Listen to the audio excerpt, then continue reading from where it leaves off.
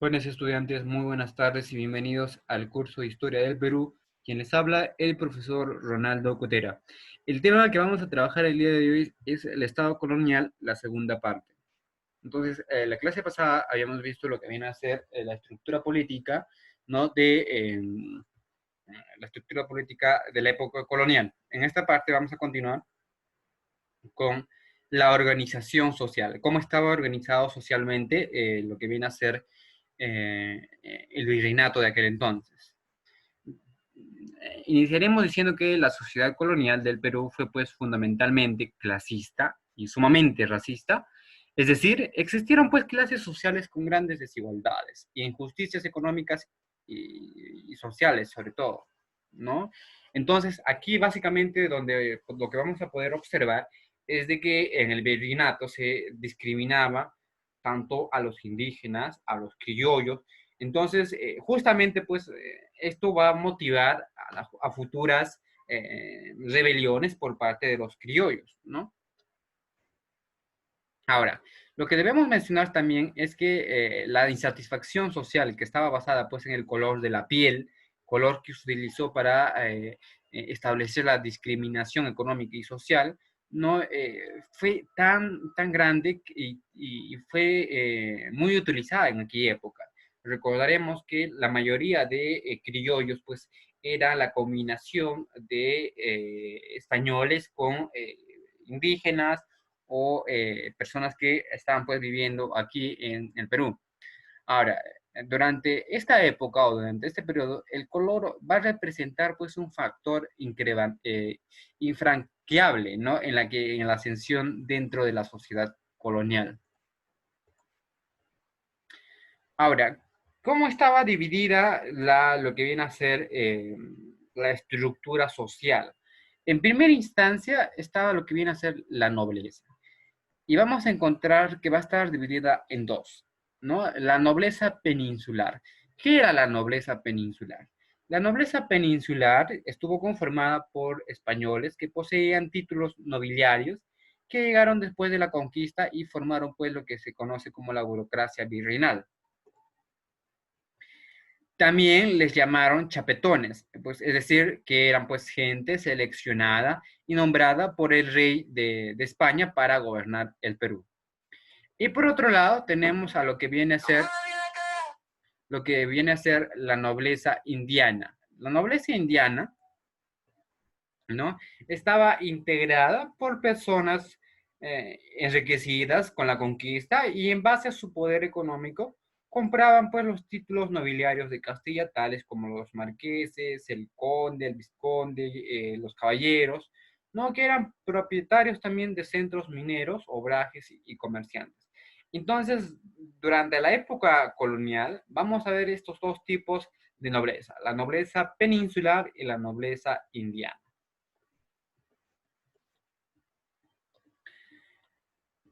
En la segunda estructura, en la segunda base va a estar la clase media. La clase media estuvo conformada por comerciantes, usureros, mineros y obrajeros, a la que se le va a denominar como la burguesía comercial. También estaban pues incluidos lo que vienen a ser los abogados, los literatos, los poetas, a las cuales se les denominaba en aquellos tiempos pues como la burguesía intelectual, justamente pues por el pensamiento que tenía, el pensamiento revolucionario que tenían o manejaban en aquella época.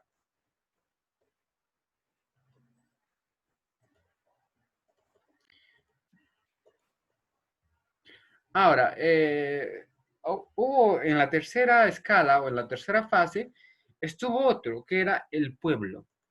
El pueblo estuvo conformada por los españoles criollos, ¿no?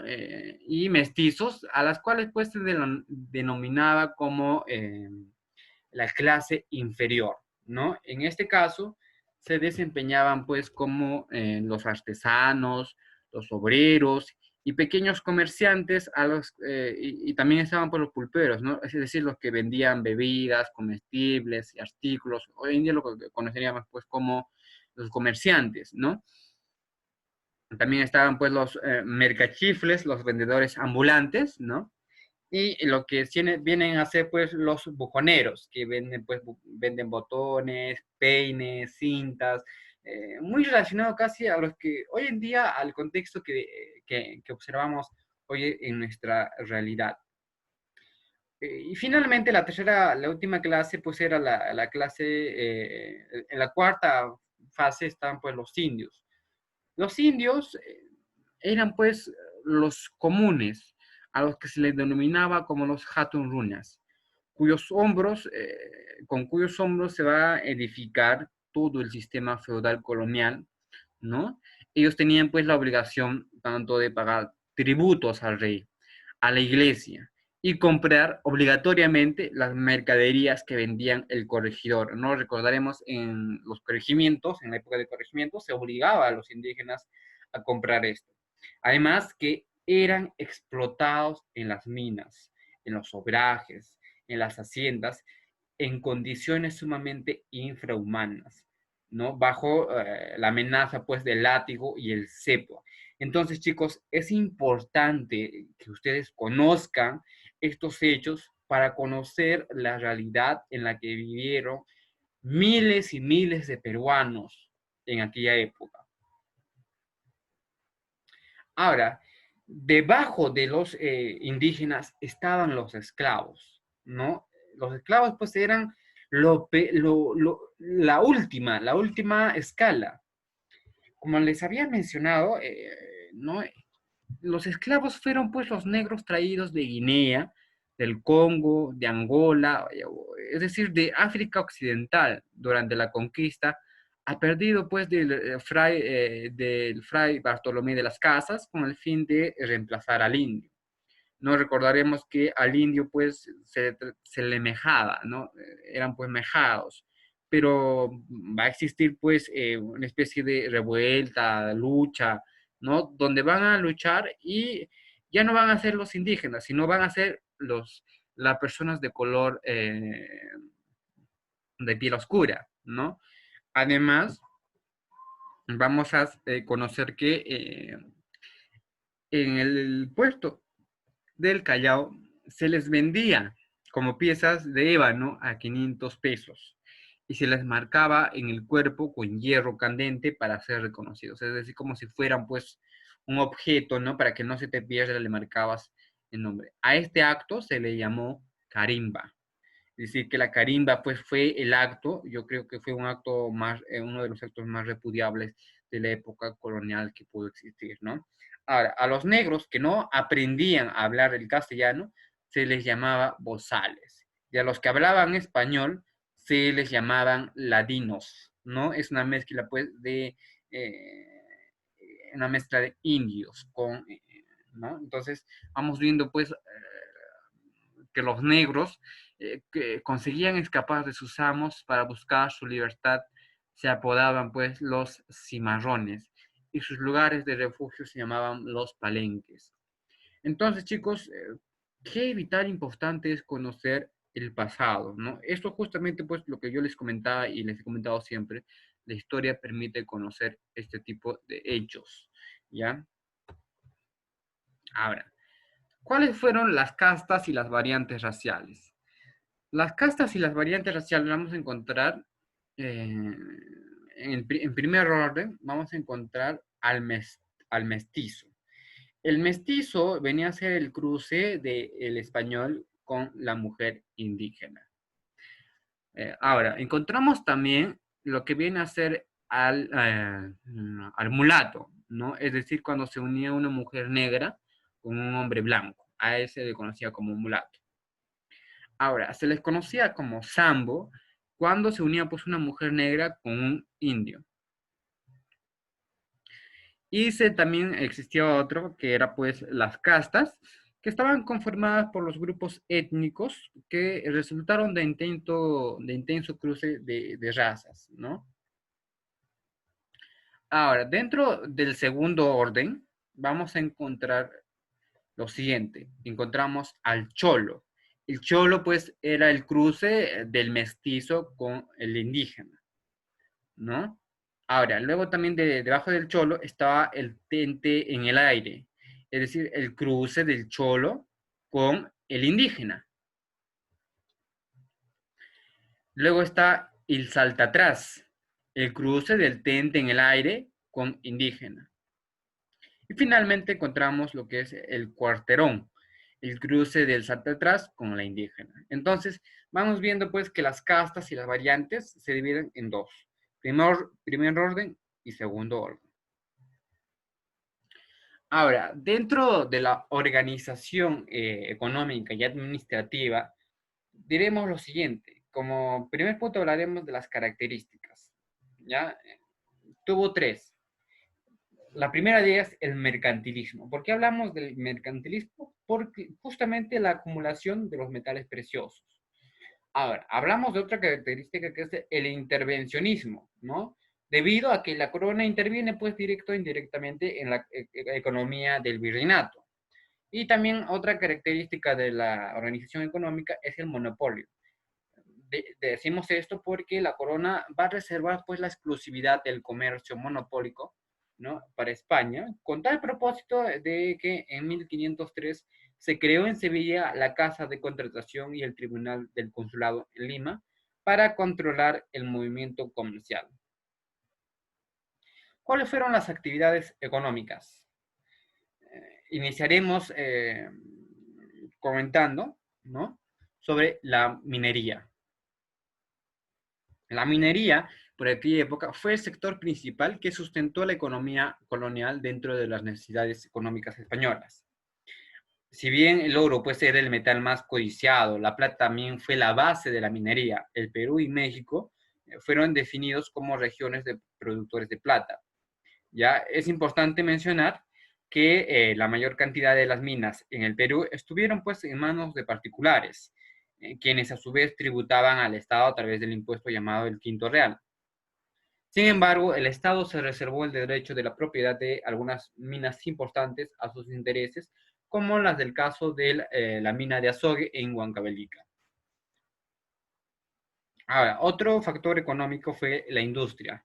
Hablamos de la industria porque fue incipiente, apenas se distinguía pues en la textilería, es decir, que recién se estaba dando inicios, ¿no? Vamos a encontrar ahí los centros textiles, eran pues los obrajes y los pequeños chorrillos en los que se fabricaban ropa de tierra que usaban la mayoría de los nativos. Otro factor de la economía fue la agricultura. La agricultura fue la cenicienta de la economía, pero la base de la supervivencia de los nativos. Hacia el siglo XVIII, la concentración de tierras y de los latifundios va a estar relacionadas con los jesuitas, pero al ser expulsados en 1767, se divino lo que viene a ser las nuevas formas de la terratenencia. Ahora, lo que viene a ser también otra fuente o otro factor de la economía viene a ser el comercio. El comercio fue el monopolio hasta 1768, cuando se da la ley pues, de libre comercio, ¿no? Los problemas generados por el monopolio, como el centralismo colonial, es decir, todos se centraban en Lima, la piratería, el contrabando, va a obligar al rey Carlos III a profundizar con las reformas borbónicas que la vamos a tratar específicamente en la siguiente clase, ya decretando pues el libre comercio, ¿no? Los pasos previos fueron pues los infructuosos, ¿no? Donde vamos a ver el navío de permiso en 1703 y el navío de registro en 1740. Ahora, dentro de esto vamos a poder observar los quintos. Los quintos afectaban pues a la quinta parte de la extracción de los metales finos a favor de la corona. Ahora, ¿qué era el girafazgo? Era pues el impuesto de aduana equivalente al 10% de las importaciones y exportaciones. De la misma forma, vamos a ver lo que viene a ser la alcabala, que era el impuesto a la venta de los bienes inmuebles, equivalente al 5% para cubrir los gastos de la Armada del Sol. También estaba lo que viene a ser el diezmo, que era el impuesto a favor de la iglesia, que era equivalente al 10% del producto total producido. También estaba el sisa y el mojanazo, que era el impuesto a favor de los cabildos y de los municipios. Y también estaba pues lo que viene a ser el tributo, que era el impuesto principal que pagaban los indios de 18 a 50 años por ser vasallos del rey de España. Luego también está otro que viene a ser pues las averías, que era el impuesto para financiar las campañas de defensa contra los piratas y los corsarios. Y finalmente encontramos lo que viene a ser la mesada. La mesada pues es a favor de la iglesia, era un impuesto equivalente a un mes de salario que pagaba el que era nombrado en un cargo eclesiástico.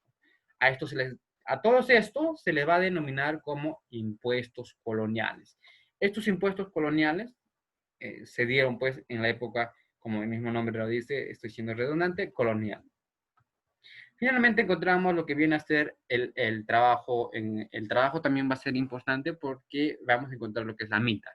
Si bien es cierto, ya habíamos hablado de la mita minera, pero que era pues el trabajo obligatorio que presentaban o prestaban los indios en las minas, se les llamaba mitayos o cédula desde 18 a 50 años.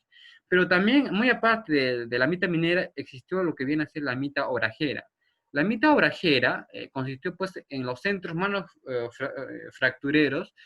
Manufactureros de producción textil, ¿no? De vinos y aguardientes, vestuario, ¿no?